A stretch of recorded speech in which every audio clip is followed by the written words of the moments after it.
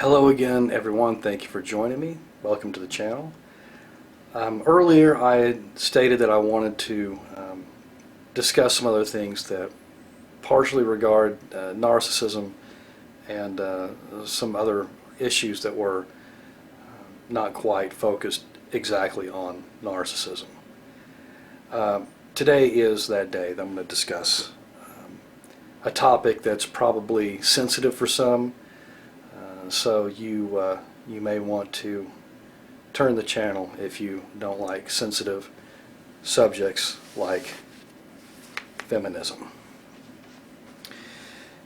You know, maybe we should take the money away from the teachers and give more money to our professional ball players. Maybe that would be a solution to the society problems that we have. If he's making 20 million, maybe he should make 30 million, don't you think? Or maybe we need more real estate agents, more lawyers, more CEOs. I have never heard anyone say that we need more lawyers in the world, except when it comes to women. And I've heard that we need more women lawyers, we need more women real estate agents, we need more women CEOs and women that run companies. You know what we're really lacking? We are lacking mothers. We are lacking mothers who care.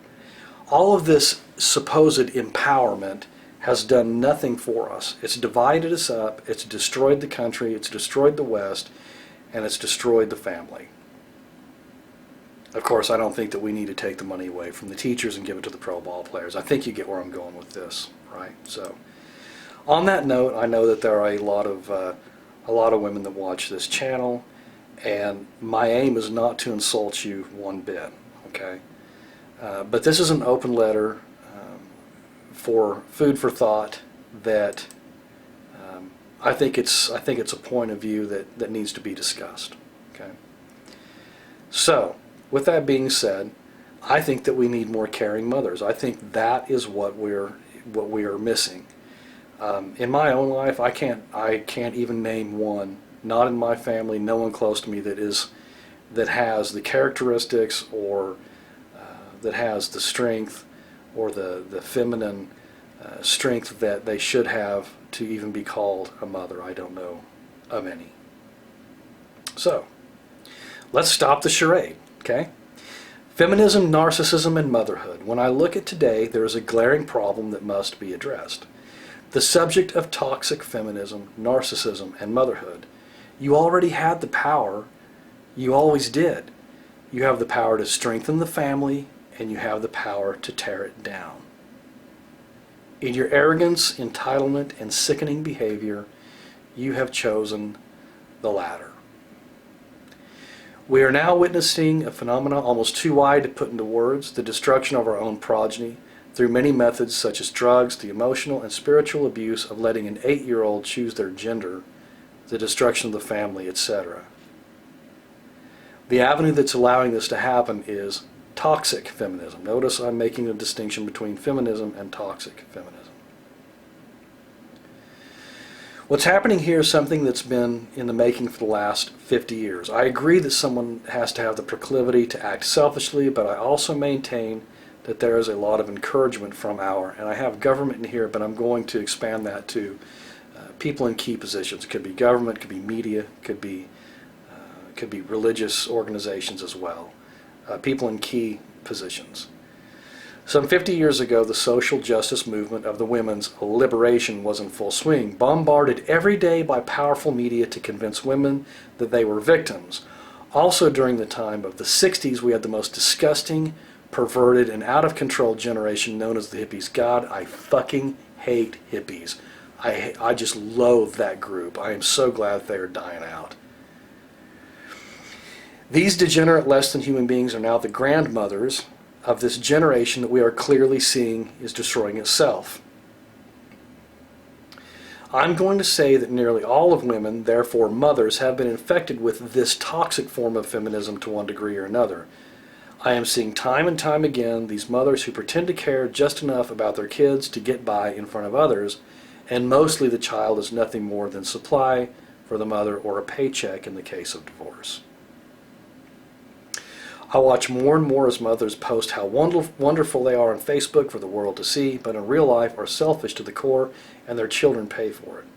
This is nothing new. Even before Facebook in the last several decades, the mother has been becoming more and more distant and less motherly. Why is this? What has turned the mother into a soulless, heartless monster who cares only about herself? No regard for the men or the children that she destroys in the process. Well, I am unable at this point to tell you exactly who is disseminating this twisted logic and the toxic incitement to the destructive behavior, but I can tell you how they do it. Incentivized divorce is a leading cause for the destruction of our children. Who has the incentive to become betrothed, have a child, turn on the spouse, and take the spoils? Who benefits from the system? Is it the man, the father, the child? I don't think so. I've heard you don't stay together for the kids, and I can't think of a better reason to get your shit together than for the fact that you've brought a human life into this world. Instead of instigating a bunch of toxic nonsense for other humans, don't get married in the first place, and for God's sake, don't have kids. There's nothing wrong with that if that's what you want to do, but if you opt for marriage and you opt for children, you owe it to them and the man you're involved with to woman up. You ever heard man up? I'm telling you to woman up to your responsibilities. We're going to have to unincentivize this behavior right now. Women, if it's your body, then it's your responsibility to guard your power to have children or to not have children. It can't be your body and his responsibility. Feigning that you made a mistake and you forgot to take your pill is not an acceptable way to engage in the family dynamic. Once children are involved and one party wants to leave, fine, leave. You also leave the house, you leave the kids, you leave the business, and you pay for a nanny to do your job.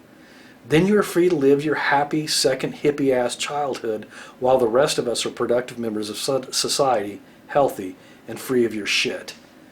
Too many times these females are using their uterus for power and control and not for what they are meant for. If you have a child, you have an obligation to the child first. Kicking the fathers out of the family and destroying them financially is not a solution. Let me be very clear. Men and women are not the same. In an ordered universe, we have the same exact amount of power. I can't remember who said it. Who was it that said that the universe is completely organized lest it collapse for the want of a pen? Too many times we're seeing women in unnatural positions acting like angry men without penises and men acting like eunuchs. This is for the men too. This is an unfortunate way that things are presently, and it should be addressed. So congratulations, feminarchs, you got what you wanted. To the rest of the decent women out there, and I know there's a bunch of them because they're on this channel. You guys are on here, you gals are on here, and I appreciate all of the comments and the discussion that we have. But there are plenty of decent women out there. And I say hang in there because we will work together. I wrote that about a year ago, and I've been reluctant to post this up on a, well, in print or, especially on a YouTube channel. But, if I'm going to be honest and be honest about the channel, then I'm going to have to tell you what I think. Initially, I was throttling everything that I said on the channel because I don't want to offend people. I really don't want to make things worse. Things are already fucking bad enough. Things are already in the toilet. We don't need people getting more and more angry at each other. And what I'm trying to do is to tell you, from a man's point of view, women, you have a lot of power. You have a lot of power in being feminine. There's more power. What's that? The face that launched 1,000 ships, and a kind, motherly woman or a kind, caring mother has more power than anything to keep a family together or to keep a man interested. Who wants an angry CEO? Who wants to be married to a goddamn lawyer? Really? Damn, it's already hard enough to be married to people day in and day out, be married to a woman. I can't even imagine what that would have to be like for both parties. What if two lawyers, I know there's probably plenty of two lawyers that are married. That's got to be hell on earth, no matter how big your house is. I feel actually sorry for both of you if that's the case. We don't need more of that. We need more. We need more femininity. We need more of that powerful, feminine, the characteristics that only a woman can have. The guys, we don't have it. We're not supposed to have it. It's okay. That's the way things are supposed to be. As unpopular as this is right now with the people that are in the key positions, I actually think that most of the people that visit these channels, I think that most of you will agree with me. And if you don't, I'm really sorry. I'm not trying to step on your toes. Not trying to make things worse. Damn sure not trying to make things worse. So, anyhow, I put that out there. And again, my apologies if I've stepped on your toes, but that's not my aim. So, all right. Thank you for joining me again today, and it's good to see you. And I hope to see y'all again real soon. Thanks.